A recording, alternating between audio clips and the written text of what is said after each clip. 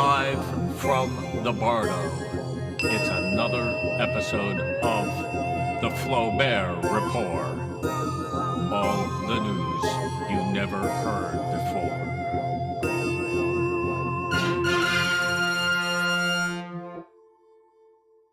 Hi there, folks. The inimitable Flaubert here. I know it looks like I'm asleep in my dog bed, but I'm speaking to you telepathically from the Bardo while I'm asleep. One of my superpowers. A multitasking approach that allows me to say a lot while doing almost nothing whatsoever. And that's what I'm all about. And today we're going to continue the story of Meister Eckhart seeing God naked. So, here we go. We pick up the story here after Flaubert and Meister Eckhart, who is somewhat inebriated, have slipped through the defenses in heaven and reached the veil which conceals God from all of creation. And Meister Eckhart is about ready to go in under the veil. So there we were. Hand stamp or no hand stamp, it was time to act.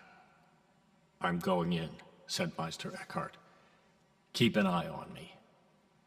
As we slid forward through time and the several alternate dimensions which cloaked the immediate vicinity of the Godhead, I crouched under the Meister's robe, because I was now suspecting what Jean de Saltzman used to call bad results back in the day. And perhaps I should mention this one important thing now. I have just referred to the Godhead, and there's a reason it's called the Godhead. It's because of the fact that God's bathroom is in the room in his mansion which is closest to heaven. And of course, as you know, on a ship, the loo is referred to as the head. There are practical reasons for this location. The plumbing arrangements between God and creation are intricate, complex, and entirely inscrutable. And because of the endlessly overflowing nature of God's being, the only expedient way to arrange the intersection between creation and God was to locate the plumbing there. Otherwise, because of infinity, the distances that would have had to be traversed between God and creation to handle the outflowing of creation would have been impossibly great, and his heavenly and ineffable effusions of love, grace, wisdom, and mercy would not have reached his creation, thus impoverishing it beyond measure.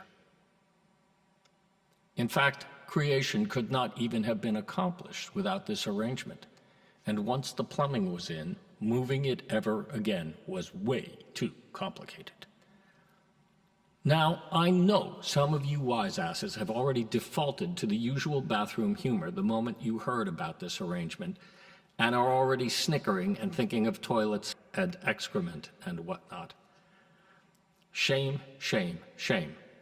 It's nothing like that at all. God only secretes goodness, you see.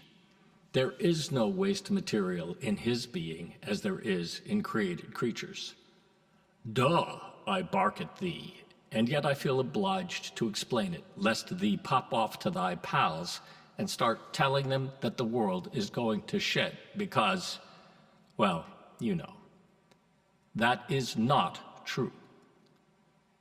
So there we were, breathlessly suspended in the antechamber of God's mansion, which has many more mansions inside it.